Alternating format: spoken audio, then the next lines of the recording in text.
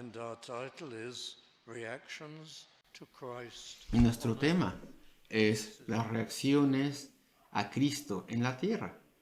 Y esto es lo que el apóstol Juan tiene como tema principal en este capítulo 7. Después de estas cosas. Y eso no significa inmediatamente después de lo que se narra en el capítulo 6, sino subsecuentemente. Y de hecho, la evidencia de los capítulos es que estos eventos del capítulo 7 ocurrieron por lo menos 6 meses después de los eventos que se narran en el capítulo 6, al final del capítulo 6. Hay un hueco ahí. Después de estas cosas, no significa inmediatamente después, sino subsecuentemente, pasadas estas cosas después. Él andaba en Galilea. Él había estado en un ministerio como más calladito con sus discípulos, algo como más privado, y les había hablado a ellos, los había preparado hasta cierto punto para el Calvario, y entonces predicaba en Galilea, pero en esos 6 meses que se hace referencia aquí al capítulo 7, en esos 6 meses no andaba en Galilea o en Jerusalén debido a la intensidad de los planes que se hacía de quitarle la vida. No porque él tuviera miedo de perder la vida, sino que más bien no había llegado su tiempo. Él había venido a eso, a sufrir y a morir. Él vino para ir en su momento al Calvario. Y de hecho después de esto pasarían 6 meses e iría al Calvario. Y entonces ahí pagaría por los pecados de su pueblo. Moriría esa muerte redentora, expiatoria. Pero eso sería de acuerdo a sus planes, a su tiempo.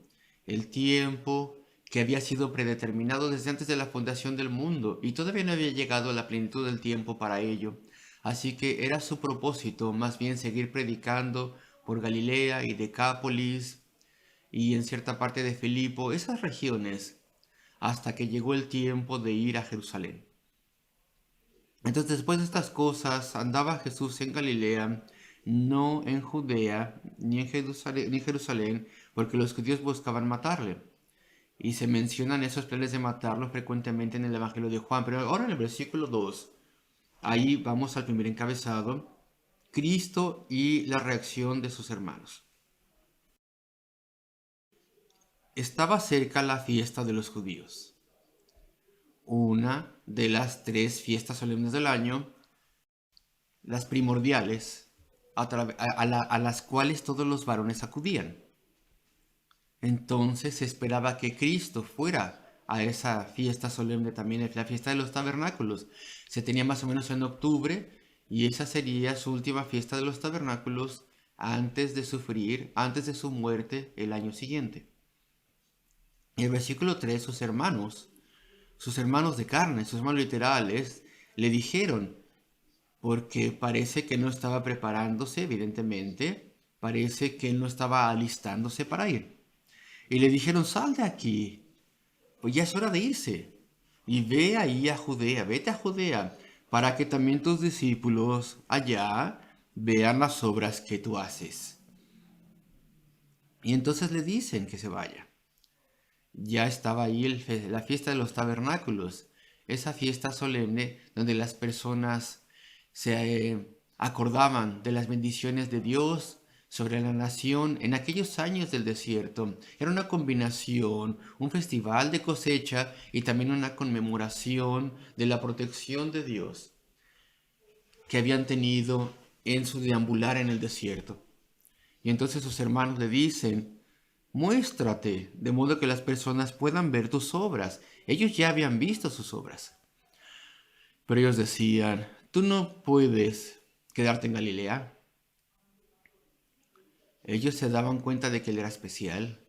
Ellos parecía que pensaban lo que era común entre la nación. Parece que ellos pensaban que Cristo sería un Mesías político y que liberaría a las personas de la autoridad romana y haría que la nación fuera próspera otra vez. Y esas cosas maravillosas que tú puedes hacer, hazlas. Muestra una vez más a las personas en Jerusalén eso, que las personas de Judea lo vean y después serás aclamado serás coronado. Parece que no entendían que él era el Mesías. Y de hecho se nos dice eso. Incluso sus hermanos no creían en él. No creían que fuera el Mesías. No creían que él fuera especial y único o un liberador. Él estaba allí viajando, predicando arrepentimiento y perdón, y verdaderamente no habían entendido eso. Tal vez sí pensaban que era un poco especial, pero no. Y el versículo 3 dice, para que también tus discípulos vean las obras que haces. No mencionan que las personas escuchen tu enseñanza una vez más y lo entiendan. Tal vez si hubiera dicho a alguien de ellos, a alguien de sus hermanos, no lo entienden, tienes que predicarle esto otra vez, pero no mencionaban la predicación, la enseñanza, el mensaje al respecto de Dios y su santidad. E incluso los judíos no podían pensar que tenían redención automática, sino que más bien como todos los demás necesitaban perdón, redención, creer en el Redentor. Ellos no entendían nada de esto. Decían, si tan solo pudieran ver esos grandes milagros que tú haces, eso les convencería al respecto de tu estatus como liberador, un liberador político. Y después razonan y continúan y dicen, versículo 4, porque ninguno que procura darse a conocer hace algo en secreto, si estas cosas haces, manifiéstate al mundo. Bueno, decían, si tú quieres ser conocido, pues muéstrate. Dice, si estas cosas haces, manifiéstate al mundo, muéstrate al mundo. Y es este razonamiento del mundo de ventas, si tú quieres, del mundo comercial, muéstrate, sé prominente, sé visto por la gente, ve, que ellos vean lo que puedes hacer. Porque ni aún sus hermanos creían en el versículo 5. Y bueno, sí, pero ahora habían conocido su ministerio, no necesariamente le estaban siguiendo, como los otros anteriores discípulos, pero habían sabido de sus milagros y su predicación porque eran sus hermanos literales de carne. Y eso había sido ya durante unos 2 años y medio. Y antes de eso habían crecido con él. Sabían que él era único, sí lo sabían. Y aún así, todo ese tiempo, todavía no habían entendido su propósito mesiánico. ¿Qué nos dice eso? Queridos amigos, eso nos dice, nos habla al respecto de que el corazón humano es terriblemente duro. Evidentemente le tenían que amar, él era de la familia, él era el hermano perfecto, él era el perfecto hermano mayor, él era una persona perfecta, sin ninguna duda le respetaban, le consideraban, estaban maravillados durante su ministerio y ante todas las cosas que él podía hacer. Pero ellos no entendían o no tomaban en serio o no aceptaban las cosas que él predicaba o que él hablaba y decía. Vemos cómo el corazón humano es sorprendentemente duro. Hay una gran renuencia en la mente humana a aceptar estas cosas. Y claro, eso lo vemos entre los líderes de las personas, los sacerdotes principales, los escribas y fariseos, el pueblo de Galilea, la gente común de Judá. Todos eran iguales. La gran mayoría no quería creer en su misión mesiánica y propósito, es decir, que él era el Hijo de Dios, que él había venido a redimir. Se atiborraban a ver a Juan el Bautista, el cual proclamaba, he aquí el Cordero de Dios que quita el pecado del mundo. Iban en grandes multitudes, pero no lo entendían, a pesar de que lo escuchaban. Y aquí lo tenemos que pasaba lo mismo entre sus hermanos, Jacobo y Simón y Josué y Judas. Ellos, en un momento dado, fueron convertidos también. Eso lo vemos en el libro de Hechos 1. Después del Calvario y la resurrección, ahí vemos que ellos estaban entre los 120, que estaban reunidos en un aposento alto, orando fervientemente, pidiendo la guía del Señor y la venida del Espíritu. Ellos habían sido ya convertidos en ese entonces, ya habían entendido lo que Cristo había venido a hacer. Pero mientras Él estaba con ellos y mientras Él les ministraba, por lo menos durante los primeros años, ellos no lo entendían bien. Y es lo mismo con nosotros. He conocido personas y han crecido en hogares cristianos y han sido instruidos en la escuela dominical y parece que entendían bastante en su juventud y en su niñez y ya se han apartado de Dios ahora y del Señor. y uno les ve y habla con ellos y ya tienen 30 o 40 y parece a veces que no se acuerdan de nada, parece que no saben nada, es lamentable. Y uno dice, esta persona ha sido instruida, conoce ciertas cosas de la fe, pero no, todo ha desaparecido, nunca verdaderamente absorbieron nada, nunca verdaderamente lo entendieron. Y vemos entonces ahí cómo el corazón humano es terriblemente renuente. Y tal vez eso es así contigo. Dirás, ¿de qué se trata todo esto? Esto se trata respecto a la necesidad de salvación que tengo, de que hay un Dios y que soy inaceptable a Dios y que Él es perfecto en todo sentido y Él es santo y nosotros estamos llenos de pecado y estamos apartados de Él y que necesitamos un Salvador y que Cristo vino, el eterno Hijo de Dios, vino para llevar el castigo del pecado a nombre de todos aquellos que serían llevados a Cristo y se arrepentirían y creerían en Él y serían salvación. Y tú dices, ¿de qué es todo eso? No ves tu necesidad, tal vez ni tienes deseo de Dios. Tal vez amas a este mundo. Así pasaba entonces también con los discípulos, perdón, con los hermanos de Cristo en aquel entonces. Versículo 6. Entonces Jesús les dijo, mi tiempo aún no ha llegado, mas vuestro tiempo siempre está presto. ¿Qué quiere decir? Mi tiempo no ha venido todavía. Algunas personas dicen que Él estaba diciéndome y hablando de su tiempo de sufrir y morir en la cruz del Calvario. Y si voy a Jerusalén, el lugar de forma muy pública, pues entonces seré apresado y llevado antes del tiempo. Pero eso no podía ser, porque Él estaba siguiendo sus planes, su horario, si tú quieres. Y otros comentaristas dicen que hace referencia a esto. No es el tiempo en el que yo deba ir a Jerusalén, tengo que esperar hasta que tú te vayas, hasta que ustedes se vayan, y un poco después entonces ya es tiempo para que yo vaya. Tal vez durante la noche, solamente con tal vez mis discípulos, no con una multitud de peregrinos, cuando ya no están trabajando los grupos de búsqueda. Tal vez eso es lo que quiso decir, o tal vez ambas cosas. De una forma maravillosa dijo esas dos cosas. Tal vez es así, mi tiempo aún no ha llegado, mas vuestro tiempo estás presto. Y este razonamiento que tú tienes, demuéstrate a ti mismo, pues bueno, evidentemente sus hermanos no entendían cómo se operaban, cómo se hacían las cosas en Jerusalén. Ellos eran de Galilea, no entendían que había esfuerzos que se estaban haciendo para tomarle antes de tiempo y para ejecutarle.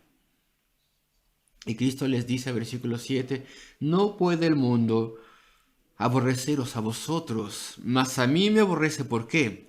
Porque yo testifico de él. Y él había sanado ya a miles, y entonces ¿por qué el mundo le aborrecía? Pues porque yo testifico de él que sus obras son malas. Porque junto con los milagros, él constantemente predicaba que necesitamos arrepentirnos para con Dios y necesitamos perdón de vida y perdón de pecados, nueva vida, si tú quieres una conversión personal, una reconciliación personal con el Dios vivo. Eso es lo que necesitamos. Y las personas le odiaban por eso. Los escribas y fariseos y sacerdotes decían, ¿qué quiere decir este hombre? ¿Qué está diciendo de nosotros? ¿Que nosotros necesitamos arrepentimiento y perdón de Dios y una nueva vida? ¿Y una relación con Dios? Y eso era escandaloso para ellos. Él les insultaba que les dijera esas cosas. Y muchas de las personas ordinarias también se insultaban. No querían una vida con Dios. Ellos pensaban que ya eran aceptados por Dios, así como estaban. Ellos eran muy religiosos. Ellos guardaban las ceremonias a detalle, esas ceremonias antiguísimas, esa ley ceremonial antigua que Dios había dado. Y odiaban a Cristo por el mensaje que él daba. Entonces les dice que vayan ellos a esa fiesta porque mi tiempo aún no se ha cumplido. No voy todavía yo. Dice, yo no subo, versículo 8, todavía a esa fiesta no subo porque mi tiempo aún no se ha cumplido. Y habiéndoles dicho esto, se quedó en Galilea, versículo 9. Y versículo 10, pero después que sus hermanos habían subido, entonces él también subió a la fiesta, no abiertamente, sino como en secreto, ¿sí? Él fue solo con sus discípulos, no se les menciona, pero en general siempre vemos que estaban con él. Tal vez él fue al anochecer, cuando las multitudes ya no andaban por ahí y los grupos de búsqueda que los sacerdotes principales, escribas y sacerdotes Esos grupos ya no andaban por ahí, ya no estaban ahí buscando en Jerusalén. Él fue de forma callada, en secreto, y lo estaban buscando. Y después, versículo 11. Eso me lleva rápido a un segundo encabezado, el de Cristo y las multitudes. O primero, más bien, vamos a hablar con los líderes, vamos a hablar de los líderes judíos. Primero eso, los líderes judíos. Entonces dice aquí, y le buscaban los judíos, y ustedes se acordarán que ya hemos dicho que cuando el apóstol Juan en este evangelio utiliza el término judíos, él frecuentemente, casi siempre, habla de los líderes. Habla de los sumos sacerdotes, los escribas y los fariseos, y los oficiales que estaban con ellos. Y le buscaban los judíos en la fiesta. Y decían, ¿dónde está aquel? ¿Dónde está ese? Tal vez le preguntaban a la gente en el camino. Y buscaban tomarle, prenderle. Y vamos a ver más al respecto de los líderes en un momento. Y mira las personas, versículo 12. Y había gran murmullo acerca de él entre la multitud, pues unos decían, es bueno, pero otros decían, no, sino que engaña a la gente, engaña al pueblo. Los que decían es bueno, decían él sana, no cobra por ello, vive de forma frugal, él va por ahí con sus discípulos, él no está queriendo tener ganancia, él parece ser un hombre santo, parece ser un buen hombre, pero ellos no sabían todos los detalles. No pensaban que era el Mesías, pensaban que era solamente un buen hombre. Déjenle en paz, es un buen hombre. Él ha hecho mucho bien a la gente. Pero incluso ellos, que eran favorables para con él, ellos no entendían el punto primordial. No entendían que él era el Cordero de Dios que quita el pecado del mundo. Él haría algo maravilloso. Él lidiaría con nuestro pecado para asegurar perdón y cumplir todos los sacrificios a través de los siglos, sacrificios que simbolizaban que Dios haría algo sorprendente para poder pagar por los pecados. Este hombre es la encarnación de ello, es nuestro Redentor y Salvador. A través de Él, a través de la fe en Él, podemos tener reconciliación con Dios. Pero no, ellos no obtuvieron esas conclusiones, ellos no escucharon lo que les estaba diciendo. Simplemente decían ellos, es un buen hombre, nada más. Eso es terrible. Con toda certeza, queridos amigos, no tenemos a nadie en esta congregación y tú eres una persona que dices, ok, sí, Cristo era bueno, pero sin entender lo que Él estaba haciendo. Él era el Hijo del Dios eterno, el eterno Hijo de Dios, igual con Dios, igual con el Padre, quien se hizo humano, de modo que pudiera ser nuestro representante, nuestro chivo expiatorio, aquel que llevaría nuestro pecado y ahí tomar nuestro castigo eterno, si es que creemos en Él. Tú no entiendes tal vez cuánto necesitamos un Salvador. Y si hay cielo o infierno, se determina por lo siguiente: si creemos que Él murió por nosotros, si pertenecemos a Él o no, si nos hemos arrepentido del pecado o no. Había muchas murmuraciones, decían, Él es un buen hombre. Y otros decían, no, sino que engaña a las personas.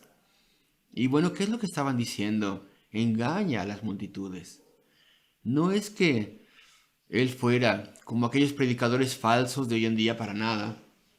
Porque hoy en día escuchamos al respecto de estos hombres que predican la prosperidad y tienen millones. Y yo no sé cuán auténtico es, pero leo al respecto de uno que es un predicador de la prosperidad y él tiene como 150 millones de libras. Sorprendente.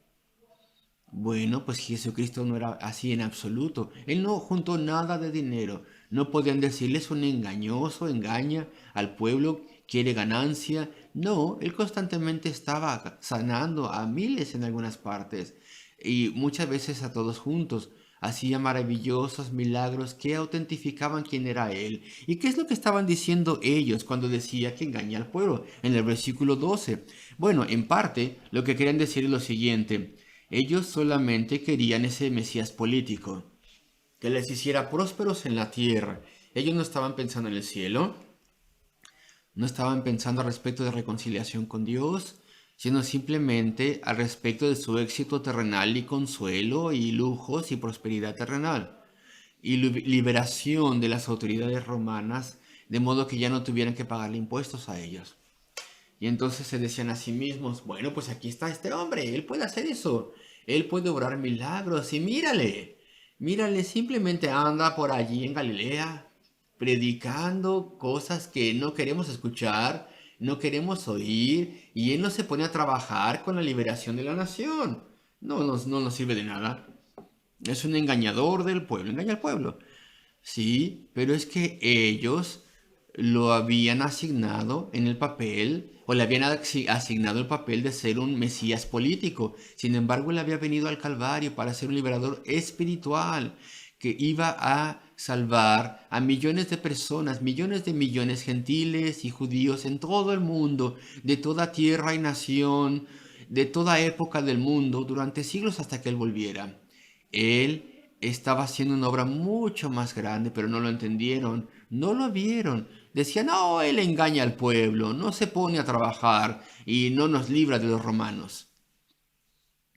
Y no hace que esta sea una nación próspera otra vez. Y sin lugar a dudas, esto es lo que algunos de ellos estaban diciendo. Y algunos de ellos decían todavía cosas peores. No tenían fundamento ninguno de decir eso, pero como personas no lo tomaban en serio. Pues cuán duro tiene que haber sido para el Señor que vino a morir por nosotros y en aquellos años de su humillación. Qué duro tiene que haber sido cuando Él caminaba como hombre. E incluso sus hermanos no lo entendían, no creían en Él, no confiaban en sus palabras. Él era perfecto, él era alguien virtuoso y no le creían, no lo entendían. Y los líderes y la gente común, la gente gritaba y murmuraba diciendo, engaña al pueblo. Sin embargo, él era el eterno Hijo de Dios. El costo, incluso antes del Calvario, el costo que estaba pagando por ser nuestro Redentor. Pero nadie hablaba abiertamente de él por miedo de los judíos. Y versículo 14. Mas a la mitad de la fiesta subió Jesús al templo y enseñaba. A mitad de la semana. Él entró al templo, a la corte del templo, y fue allí y se sentó. Eso es lo que hacían. Se sentaban a enseñar. Todos se callaron y la gente escuchaba. Y aquí está la reacción de los líderes. Los judíos, fariseos, los oficiales. Está en el versículo 15 esta reacción. Y se maravillaban los judíos diciendo, ¿cómo sabe este letras sin haber estudiado? Y tengo que decir unas cuantas cosas aquí. Porque, por lo menos en el inglés, y también en español dice se maravillaban. Bueno, es correcta la traducción, pero ¿sabes qué? Si pudiéramos nosotros saber que la palabra en el griego se utiliza en el Nuevo Testamento en un buen sentido y en un mal sentido, de forma positiva y negativa. Y aquí tienes que entender que el sentido es un mal sentido, y podemos ver esto fácilmente debido al contexto, debido a la forma en la que Cristo se defiende en contra de estas personas. Ellos estaban insultados. Y algunas traducciones modernas intentan explicar esto utilizando otra palabra. Y dicen, los judíos se sorprendieron. Y bueno, la palabra maravillarse tal vez nos sugiere que tenían admiración. Y a veces sí, en el Nuevo Testamento a veces así se utiliza, pero aquí no es así. Aquí más bien lo que significa es que los judíos estaban sorprendidos, pero de mala manera. No podían entenderse ni este qué. No sabían cómo podía hablar de forma tan elocuente y tener tan grande conocimiento de cosas divinas. Y les horrorizaba. Entonces vemos las siguientes palabras. Cambiaré un poco la palabra para que lo podamos entender bien. Y los judíos estaban en shock, diciendo, ¿cómo es que este hombre conoce letras y nunca ha estudiado? Estaban como con una conmoción, asustados, un golpe para ellos. Estaban horrorizados, estaban en shock, estaban de verdad en conmoción. ¿Cómo sabe estas cosas? nunca ha ido a nuestras escuelas rabínicas. Esto no es enseñanza ortodoxa para nosotros. La enseñanza ortodoxa para nosotros es guarda la ley de Dios ortodoxamente, la ley ceremonial, de forma ortodoxa. Y al hacerlo, Dios está súper agradado contigo y tú ya estás camino al cielo. ¿Por qué? Pues porque eres judío. Y si tú cumples la ley de Dios, obtendrás los mejores favores de Dios porque eres meticuloso al seguir los detalles de los rituales antiguos, los cuales simbolizaban la redención. Ellos no guardaban la ley moral. Ellos no limpiaron sus corazones. Ellos no se arrepintieron de sus pecados, sino que todo fue externo, un show externo. Y eso es lo que les enseñaban en las escuelas rabínicas. Eso es lo que uno tenía que enseñar en aquel entonces. Y él más bien decía no y les contradecía. Decía, las personas no son convertidas a través de las obras, a través de ceremonias tampoco. No se camina con Dios, ni tampoco se es aceptado con Dios así para nada, sino a través del arrepentimiento y la fe. Ahí se nos da una nueva vida, ahí se nos reconcilia con Dios. Y decían ellos, ¿de dónde saca esta idea? Eso no es lo que se nos ha enseñado. Esa no es la enseñanza oficial de nuestra iglesia, hubieran dicho ellos, de la sinagoga. ¿Cómo es que él sabe estas cosas? ¿Cómo puede él explicar las escrituras así y torcerlas para enseñar estas cosas que está diciendo? Ellos estaban diciendo esto de forma que pues les desacreditase, le dejaban de lado. No podían lidiar con su enseñanza, de modo que le desacreditaban y ya está. Y los judíos estaban en shock, estaban horrorizados. Y decían, ¿cómo sabe este letra sin haber estudiado? ¿Cómo tiene este conocimiento si nunca ha asistido a nuestras escuelas rabínicas? Esta es simplemente su opinión. Y bueno, sí, reconocemos que lo dice de forma elocuente, es fascinante escucharle, pero es peligroso para nosotros. Es una cosa hereje y rechazamos su enseñanza y no solamente eso nos insulta también y nos desalienta y tenemos que deshacernos de este hombre. Esa es la respuesta del versículo 15. Jesús le respondió y dijo, versículo 16, mi doctrina no es mía, sino de aquel que me envió. Y hay un enunciado maravilloso en el versículo 17. Y tengo que decir primero que nosotros somos programados por este mundo para que nos comportemos de la misma forma más o menos como se comportaron los judíos, los líderes judíos. Ellos no querían aceptar su enseñanza. Entonces le desacreditaban a él. ¿Dónde aprendió él eso? Eso no es oficial. Eso no es correcto. Y eso es lo que tú y yo hacemos, ¿sabes? Si no somos salvos, eso es lo que tú y yo hacemos. Eso hacemos antes de la salvación. Es justo lo mismo con nosotros. Si alguien nos dijese o nos hablase al respecto de la fe y al respecto de Cristo y al respecto de conocer a Dios, pues simplemente le desacreditaríamos esas cosas. Diríamos, esta persona dice tonterías. Esta persona está hablando necedades. Porque no está de acuerdo con lo que sabemos de la ciencia, los orígenes del mundo y la evolución, y pensamos al respecto de todo lo que se nos ha entrenado a creer, toda la incredulidad y el ateísmo, y decimos, no, esto no es cierto. Simplemente rechazamos a quien nos hable de la fe. Así es como lidiamos con esto. No escuchamos a lo que se nos está diciendo cuando somos inconversos. Si tan solo escucháramos un poco, escucharíamos al respecto de Dios y su carácter, su naturaleza.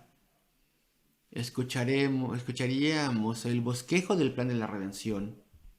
Escucharíamos la posición bíblica del hombre, la explicación bíblica del hombre que nos dice que es pecaminoso y depravado. Y empezaríamos a decir, esto tiene sentido, eso es así, esto es auténtico, esto es mucho más profundo de lo que yo pensaba. Esto me explica incluso a mí mi comportamiento, esto explica nuestra necesidad de salvación. Si hay un Dios, somos creados, pero no queremos escuchar.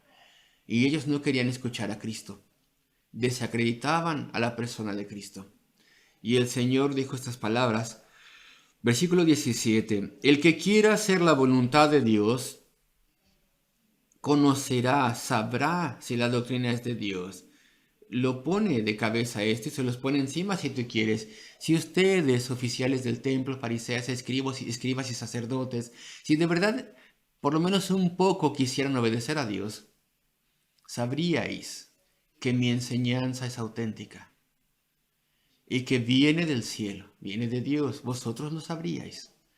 Y solamente debido a que ustedes no quieren obedecer a Dios, solamente por eso es que no saben. Estas son palabras profundas. Y dice aquí, el que quiera hacer la voluntad de Dios, conocerá si las doctrinas de Dios. Y muchas veces me hacen esta pregunta a las personas.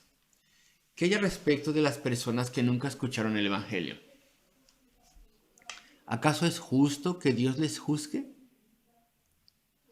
¿Qué hay al respecto de las miles de personas hindúes, por ejemplo? O gente en naciones musulmanas, si tú quieres. ¿Acaso es justo que Dios les juzgue? Escucha estas palabras de Cristo, por favor, en respuesta. El que quiera, o lo voy a leer como dice la Biblia de las Américas, si alguien quiere hacer su voluntad, sabrá si mi enseñanza es de Dios o si hablo de mí mismo. Si hubiera alguien en el mundo, en cualquier parte del mundo, en cualquier época del mundo, en una nación pagana, oscura, lejana, pero esa persona quisiera hacer la voluntad de Dios, él sabría de la doctrina.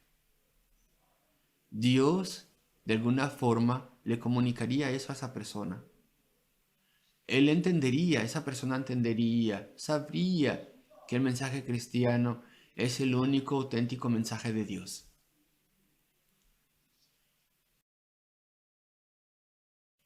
Pero la verdad, que es lamentable, es que no hay nadie en ninguna parte que de sí mismo o de sí misma quiera hacer la voluntad de Dios. No hay ni uno.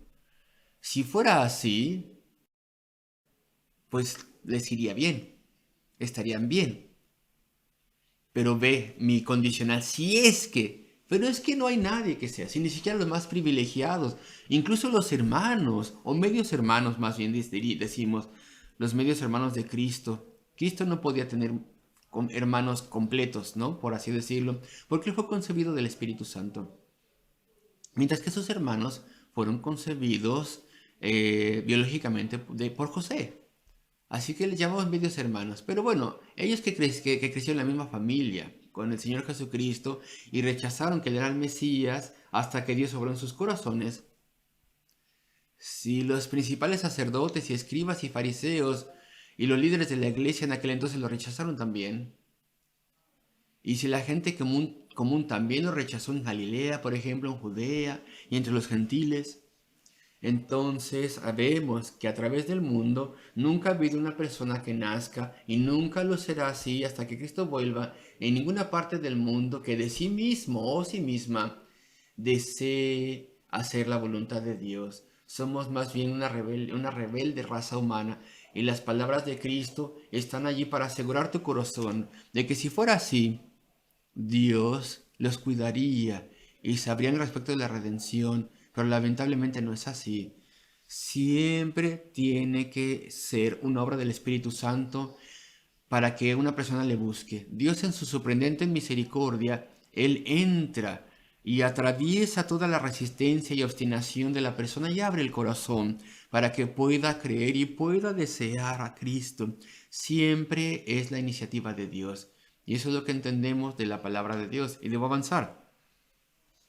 Cristo habla de sí mismo en el versículo 18 y dice, el que habla de su propia cuenta, su propia gloria busca. Aquí es donde habla de sí mismo, pero el que busca la gloria del que le envió, este es Cristo, ese es verdadero y no hay en él injusticia. Y después señala el problema. Espero que esto no sea demasiado para ustedes. Versículo 19. ¿No os dio Moisés la ley y ninguno de vosotros cumple la ley? Sí, guardaban la ley ceremonial, claro, pero no estaban guardando la ley moral. Aquí está el punto. La ley en contra del asesinato que dice no matarás, ellos estaban tratando de matarle. Querían romper esa ley. ¿Por qué procuráis matarme? Les reta Cristo. Y entonces señala, pone el dedo en la llaga, Cristo, pone el dedo en la llaga. Y después, a medida que terminamos, ahora los de Jerusalén, la población de Jerusalén, las personas que vinieron a la ciudad de alrededor, de partes distantes de Judea y en especial de Galilea, ellos no sabían al respecto de los planes de matarle, pero las personas de Jerusalén, ellos sí lo habrían sabido. Las personas respondieron y dijeron, demonio tienes, versículo 20, ¿quién procura matarte? Estos son los que estaban de fuera, ellos no lo sabían. Jesús respondió y les dijo, versículo 21, una obra hice y todos os maravilláis, os admiráis. Es decir, la sanación del hombre que se narra en el capítulo 5, en donde aclara también que Él es el Hijo de Dios. Y eso fue llevado a cabo en el día de reposo. Y no tengo tiempo de explicar bien esto, pero responde todo ello. Y quiero ir directo al versículo 24 porque vamos a terminar. No juzguéis según las apariencias, sino juzgad con justo juicio. ¿Qué es lo que quiere decir aquí? Pues constantemente ellos juzgaban de forma superficial. Ellos no investigaban de forma correcta. Se decían a sí mismos, y eso se narra en estos versículos, este hombre no puede ser el Cristo porque sabemos de dónde es. Él es de Nazaret. Es Jesús de Nazaret. Y después dicen, cuando el Cristo venga, el verdadero liberador, no sabremos de dónde es. Y eso está mal, todo eso está mal. Él no nació en Nazaret. Ustedes saben que nació en Belén, tal como la escritura lo decía. Pero ellos eran superficiales, ¿te das cuenta? No investigaban bien. Y lo mismo pasa con nosotros antes de conocer a Cristo. Escuchamos cosas al respecto de la fe cristiana que son en contra de la fe cristiana y lo tomamos por sentado, lo creemos lo que se nos dice, pero no investigamos, no revisamos si eso es así o no, ni tampoco qué es la fe cristiana. ¿Qué es lo que Cristo hizo? ¿De qué se trata ese mensaje? No queremos saber, somos superficiales. Y estas palabras nos aplican. No juzguéis según las apariencias, es decir, de acuerdo a la vista es lo que dice el griego. De forma superficial, un juicio superficial, solamente algo superficial, sino más bien juzgad con justo juicio, investigad y entenderéis. Entenderéis que Él verdaderamente es el Mesías. Y versículo 25, decían entonces unos de Jerusalén, ¿no es este a quien buscan para matarle? ¿No es este el que buscan para matarle? Ellos habían escuchado de sus planes para matarle, pero he aquí, él habla públicamente, versículo 26, y no le dicen nada. ¿Habrán reconocido en verdad los gobernantes que este es el Cristo? Las personas de Jerusalén comunes entendían bastante. Verdaderamente estaban siguiendo a sus líderes. Este es el hombre que quieren destruir. ¿Por qué no lo están haciendo ya? ¿Por qué no lo hacen como tienen la intención de hacerlo? ¿Acaso los gobernadores han cambiado de parecer? ¿Han descubierto que es el Mesías?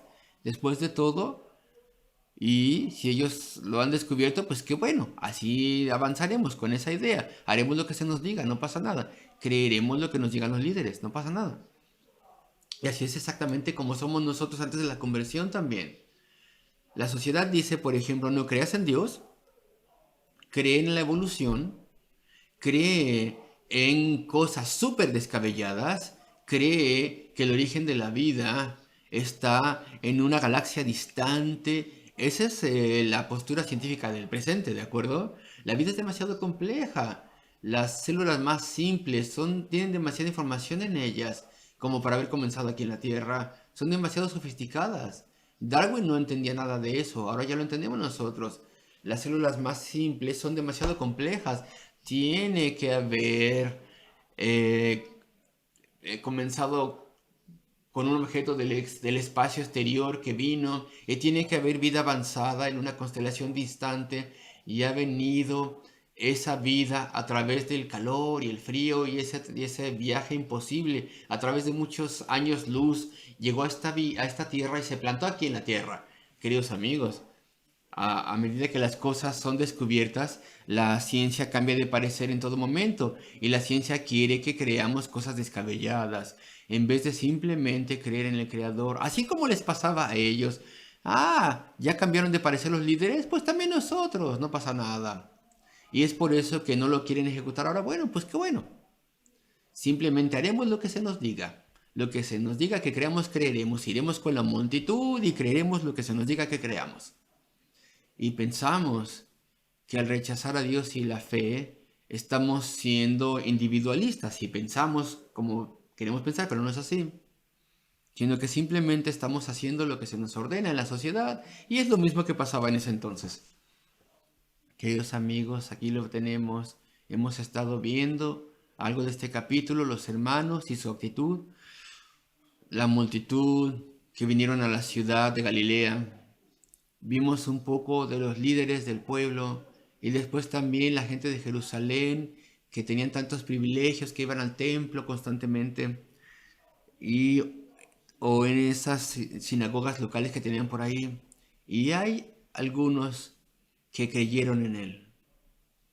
Versículo 31. Y dice allí, en el versículo 31, y muchos de la multitud creyeron en él y decían, el Cristo cuando venga hará más señales que las que éste hace. Algunos de ellos sí que estaban pensando. Algunos de ellos sí estaban razonando las cosas. Algunos de ellos no escucharon a la propaganda que hacían los líderes. ¿Y cómo es eso? Pues el Espíritu Santo estaba obrando en ellos. Abrió sus mentes. Les mostró a esas personas lo que Cristo había venido a hacer. Eran una minoría. La gran mayoría más bien pidieron que Cristo fuese ejecutado. 6 meses más adelante fue así. Y qué representación, qué ilustración en la primera parte de este capítulo, qué ilustración de las diferentes clases y grupos de personas que rechazaron a Cristo, sin importar qué evidencia o qué señales autentificadoras pudieron ver. Y lo mismo pasa con la sociedad moderna y lo mismo pasa con nosotros también, tal vez.